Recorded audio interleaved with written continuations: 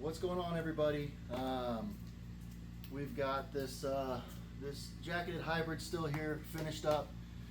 We've been following along. We've been posting pictures and videos of it, and we've gotten some questions about what exactly is it, how does it work.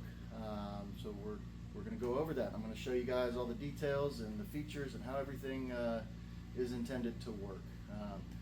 So Nellie is probably going to help me out a little bit, but basically, before we start, what a hybrid still is, you know, oh, thank you, girl.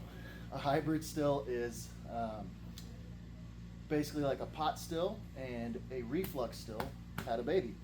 So I'm going to push her down and take you guys a little bit closer and start showing it off. So let's do it. All right, so it is a still, right? A pot still. This is one of our Bain Marie jacketed stills. It's got the jacket on it, so you can, you know, run everything on the grain inside of your still and not scorch anything. We've got kind of a traditional one of our cone heads on it. This one is a custom one that we did specifically for this one. So you guys have all seen the jacketed stills and all that. So not much has changed here. What you see over here, though, is not your traditional wormer thumper. We have a reflux column, a 4-plate column, and then a shotgun condenser that comes out to this really cool little parrot over here, custom little parrot. So a lot of the details are in this pipe work back here. So as we can see, the vapor is going to travel up this beautiful cone head, and it's going to come back here to all this pipe.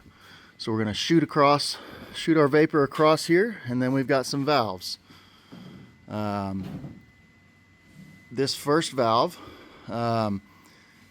if we shut this and we shut this valve, we're going to travel straight across all the way to the shotgun condenser. You can run it just like a regular pot still, make delicious brandies, rums, whiskeys, whatever you want.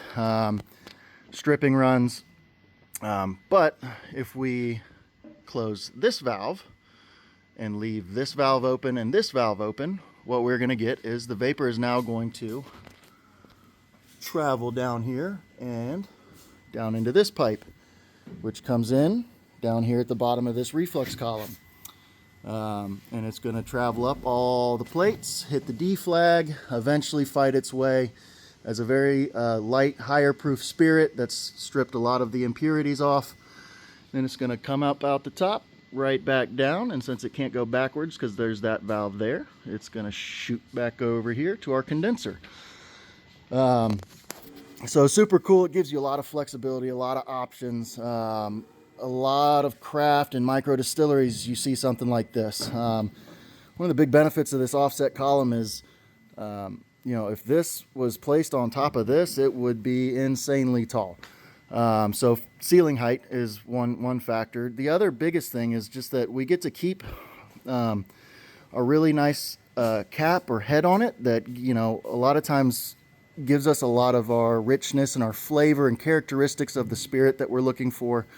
So we get to keep that, and we get to keep the ability to go straight to the condenser like a regular pot still.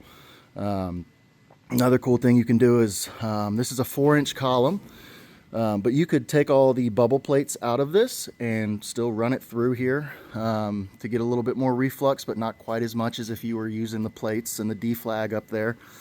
But yeah, the other interesting part on this, right, is this little pipe right here. So for those of you that have run reflux columns, you're probably thinking, well, what happens to all the liquid that runs back down this, right? Everything that's stripped out falls back down this column.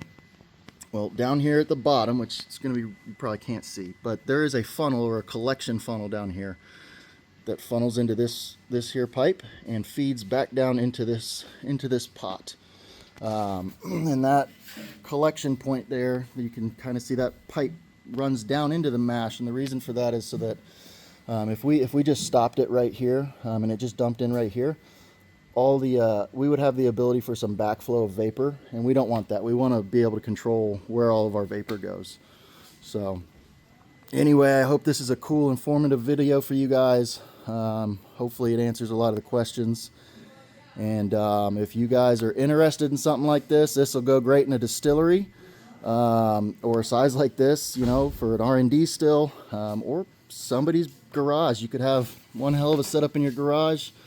If you've been following for a while, you might know that this looks kind of similar to that big beast over there, and that is because they are the exact same things. That's what that is going to be as well. So anyway, say hi, Spence. Hey. Hopefully that answers y'all's questions. Have a good day. Shine on.